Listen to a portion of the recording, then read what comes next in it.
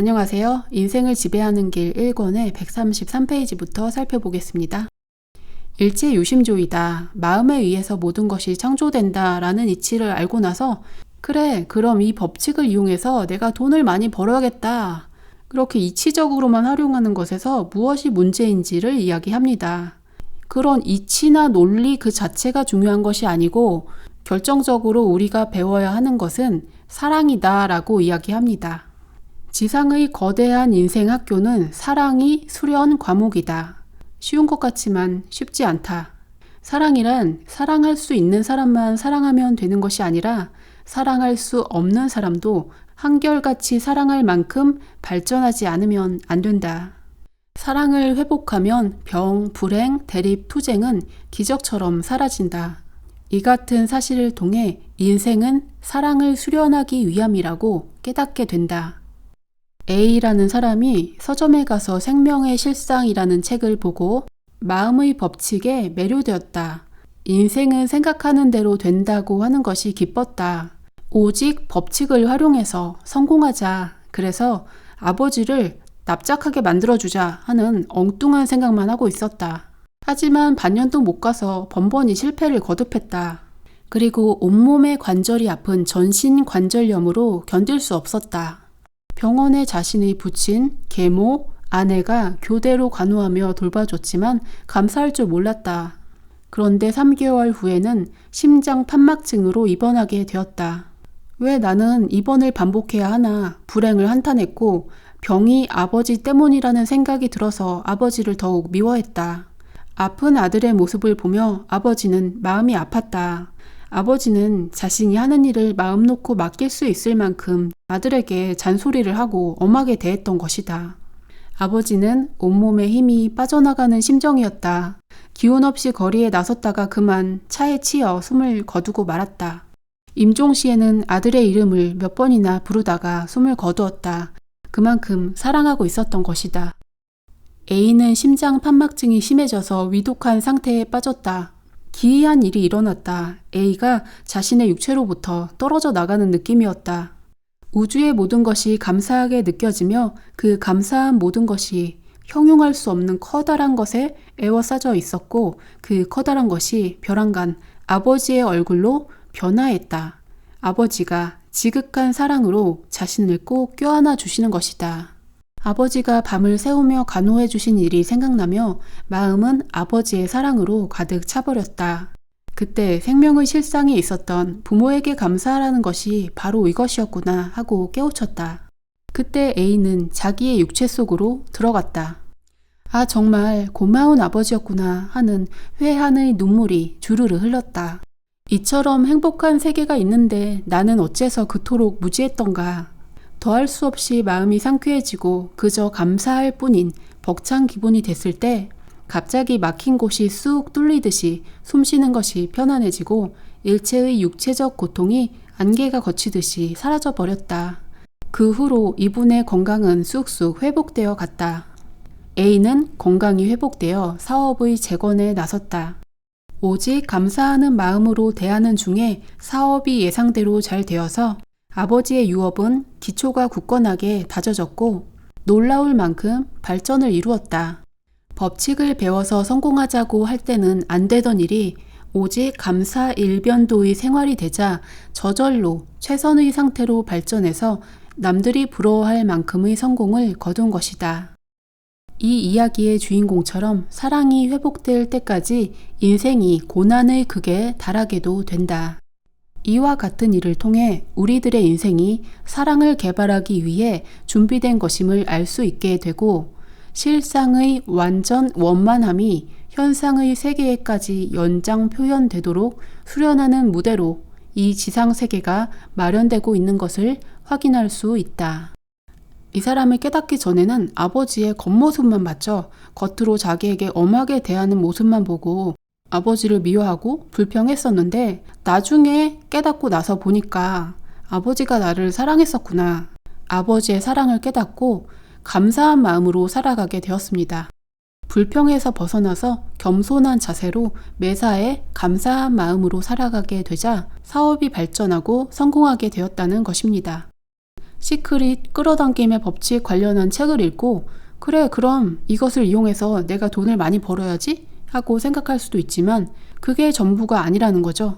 우리 삶에 있어서 표면적인 것, 기술적인 것을 따질 것이 아니라 우리 내면 깊은 곳에 있는 본질을 찾아서 깨달아야 한다는 것이고요. 그게 바로 사랑이라는 것입니다. 어떤 부인이 오셨는데 남편이 결혼 수개월 만에 난폭해지기 시작했다. 잔소리가 끝이 없고 신경질적이며 조그만 일에도 화를 내고 폭력을 휘두른다.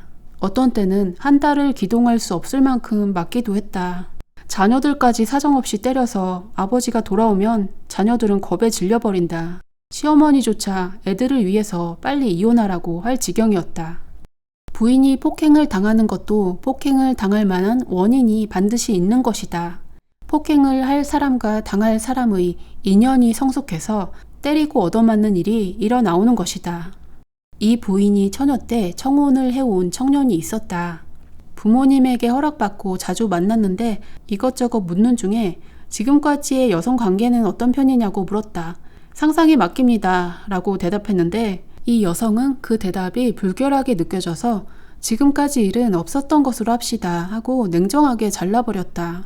그 후로 남자는 괴로워했고 만취한 음성으로 전화를 걸어왔지만 그런 나약한 사람과 결혼했더라면 어찌할 뻔했는지 다행이라고 생각했다. 이 여성이 과거에 했던 일은 상대를 짓밟는 것과 다름없는 행위였다. 짓밟은 자가 짓밟히는 것은 당연한 인연의 도리이다. 매를 맞는 아픔은 지난날 냉정했던 자기로 인해 짓밟힌 청년의 아픔이다 라고 깨달은 부인은 죄송합니다. 용서해 주시기 바랍니다 하고 참회와 감사의 기도를 드렸다. 그 부인은 연성회에 참석해서 더 깊은 참회를 했고 집에 돌아가 보니 남편이 딴 사람이 되어 있었다. 화내는 일이 거의 없고 난폭한 지난날의 모습이 깨끗이 사라져서 진리의 진실함에 놀랄 뿐이라고 기뻐하셨다. 이 여성이 남편에게 육체적으로 맞고 짓밟히고 하는 일을 당했는데요. 육체적으로 때리는 거나 마음으로 상처를 주고 때리는 거나 마찬가지라는 거죠. 자기가 누군가에게 맞는 일이 생긴다면 자기가 과거에 누군가를 아프게 한 일은 없는가 그것을 돌아봐야 한다는 것입니다. 물론 이런 폭력 같은 문제는 현실적으로 대응해야 되는 면도 있는데요. 이 책에서는 유심론에 대해서 이야기하니까요. 현실적인 대응은 대응이고 마음에서 기도를 통해서 현실을 바꿀 수도 있다는 것을 이야기하는 것입니다. 다음으로 질병과 사고에 대한 이야기들이 나오는데요. 이분이 모임의 발길을 끊고 3, 4년간 볼 수 없었는데 어느 날 오랜만에 찾아오셨다. 어찌 된 일이냐고 물으니 교통사고로 다리에 심한 골절상을 입고 병원 생활을 했다고 하셨다. 그분은 친척들과 심한 갈등이 있었다. 충돌하는 마음이 객관화해서 충돌 사고를 일으킨 것이다. 충돌 사고가 일어난 것은 사람들과 갈등하고 부딪히는 상념 때문이라고 했습니다. 저도 경험을 많이 해서 이 내용을 알고 있었는데요. 부딪히고 충돌하는 마음을 갖는다는 것은 실제로 얼굴을 대면하고 그렇게 할 수도 있고 아니면 온라인상에서 막 남을 비난하고 부딪히는 댓글을 단다든가 그런 것도 있고요. 사람들과 싸운다는 게 굳이 그렇게 부딪히지 않아도 되는 거잖아요. 어차피 사람들 사이의 의견은 각자 다른데 상대방은 그렇구나 하고 인정하면 되는데 굳이 가서 달려들어서 싸우고 부딪히고 이런 경우에 충돌의 상념이 현실에 드러나서 부딪혀서 다치는 일이 발생할 수 있다고 합니다. 저도 부딪히는 상념을 품은 경우에 나도 모르게 어디 집안에서 부딪혀서 멍이 든다든지 또는 우리 아이가 넘어져서 다친다든지 이런 경우가 많았어요. 자동차 사고도 마찬가지이고 충돌하는 일을 피하기 위해서는 마음속에서 다른 사람들과 싸우고 부딪히는 일을 줄여야 한다는 것입니다. 대구에 사는 20대 여성이 찾아왔는데 관절염이 심해서 기동할 수 없을 만큼 심각했다. 관절염은 사람과 사람 사이가 원만하지 못한 것이 원인이다. 이 여성은 아버지에 대해서 어려서부터 불평이 있었다. 아버지는 자녀들에게 농사일을 거들도록 했고 자녀들에게 칭찬을 한 번도 하지 않았다. 아버지에 대한 불평이 차곡차곡 쌓여서 아버지와의 거리는 멀어져 갔다. 고1 때 관절염이 시작되었고 병원 출입이 잦아졌고 성적이 뚝 떨어졌다. 음대에 가고 싶었지만 아버지는 우리 집 애들은 모두 음치인데 되지도 않을 소리 하지 말아라 라고 하셨다. 제일 싫어하는 학과를 다니며 아버지가 더욱 원망스러웠다. 생각해보면 아버지가 일생 동안 자식의 뒷바라지를 하신 것이 사실이었다. 그 은혜에 감사하는 것은 당연한 일이었다. 감사행을 하고 진정 감사한 마음으로 변하게 되자 관절염은 맥없이 사라져갔다. 만 4일 만에 걸어다니는 것이 불편하지 않게 되었다. 관절은 뼈와 뼈를 이어주는 부분이라서 사람과 사람 사이의 문제이다. 인간관계의 문제를 상징한다고 했습니다. 관절염은 관절에 염증이 있다, 썩고 있다는 거죠. 인간관계에 문제가 있을 때 관절염이 생기기 쉬운 것이고 그 부분에 대해서 참회하고 감사하게 될 때에 질병이 해결된다고 했습니다. 보여지는 것은 보는 사람의 마음이다. 그렇게밖에 보지 못하는 자신에게 문제가 있는 것은 아닌가 반성해 볼 필요가 있다. 이기주의가 날이 갈수록 심해지는 것은 자기 위주로 사는 것이 자신에게 이익이 된다고 착각하고 있기 때문이다. 인연과보라고 하는 것은 만고불변의 법칙이다. 자기에게 이익이 되도록 무리를 하고 도리를 휘어버리면 그 반작용이 반드시 자기에게 돌아온다. 부당하게 가져온 물질은 부처럼 보이기는 하지만 실은 재앙이다. 부당하게 가져온 것에 이자까지 합쳐져서 어느 날 나가버릴 때가 온다. 남이 잘 되는 것을 시기 질투하면 그의 잠재의식은 잘 안 되기를 원하는 마음을 충실하게 실현시켜서 자신의 하는 일이 잘 안 되게 된다. 잠재의식에는 자타가 없기 때문에 상대가 안 되기를 원한다면 자신의 일을 실패하게 되는 것이다. 직장 동료의 승진을 질투하면 자기의 승진이 어려워지고 승진한 자를 끌어내리고 싶은 심정을 가지면 높은 곳에서 추락하는 사고가 일어나기도 한다. 이웃의 누군가가 부자가 된 것을 시기하고 있으면 가난을 면할 길이 없다. 빼앗는 마음을 가지면 빼앗긴다. 그것이 법칙이다. 나만 좋으면 된다고 하는 심정에는 사랑이 없다. 사랑이 없는 것은 재앙이다. 모든 질병과 불행은 사랑의 마이너스 현상이다. 사랑을 회복하면 건강, 행복을 회복하게 된다. 앞에서는 남들과 갈등하고 부딪히는 마음을 가지면 충돌하는 상념에 의해서 충돌 사고가 일어난다고 했습니다. 다른 사람의 마음을 짓밟고 함부로 대했기 때문에 그것이 돌아와서 자신이 누구에게 맞거나 짓밟히는 일이 생길 수도 있다고 했습니다. 자기보다 먼저 높은 자리에 올라간 사람을 끌어내리고 싶은 마음을 가지면 자기가 끌어내려지는 추락사고를 겪을 수도 있다고 했습니다. 누군가를 미워해서 그 사람을 쓰러뜨리고 싶다라는 마음을 가지면 자기가 하는 일이 안 돼서 쓰러지는 일이 발생하거나 실제로 몸이 쓰러지는 사고가 될 수도 있습니다. 여기서 이야기하는 다양한 사례는 무엇이든 마음의 작용으로 일어난다는 것이고요. 실제로 일어나는 질병, 사고, 인간관계의 문제가 자기의 마음속의 상념의 문제이다. 그러므로 그 상념을 바르게 갖도록 부정적인 감정을 내려놓고 사랑과 감사의 삶을 살아가도록 해야 한다는 것입니다. 그런데 사람이 자기 마음을 돌아보기가 힘들거든요. 부정적인 생각에 빠져 있으면서도 그게 당연한 거라고 생각하기 쉬워요. 저 사람이 잘못했으니까 내가 미워하는 게 당연하지 라고 생각할 수도 있고요. 누군가를 원망하는 것도 당연하게 생각하기 쉬워요.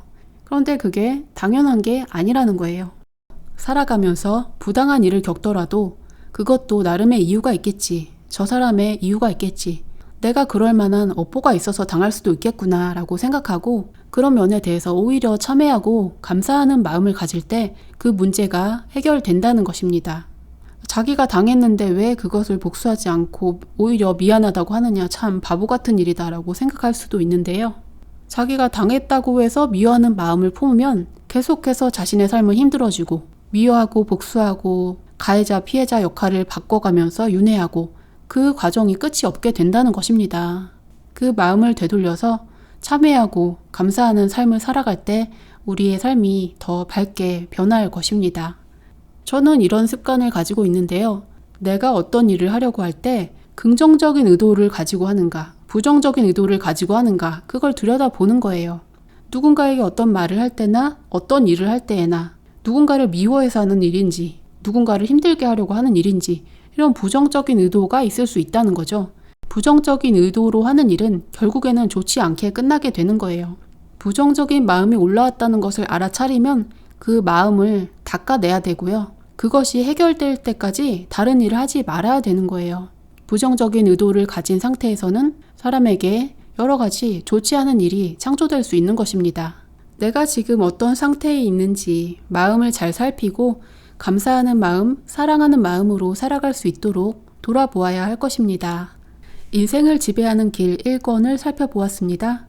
이 책은 일반 서점에서 판매하지 않고 출판사인 한국교문사에서 판매하고 있습니다. 영상 제목을 클릭하면 설명란이 있고요. 고정 댓글에도 설명이 있으니까 그쪽에서 구입하시면 됩니다. 영상이 도움이 되었다면 좋아요, 구독해주세요. 시청해주셔서 감사합니다.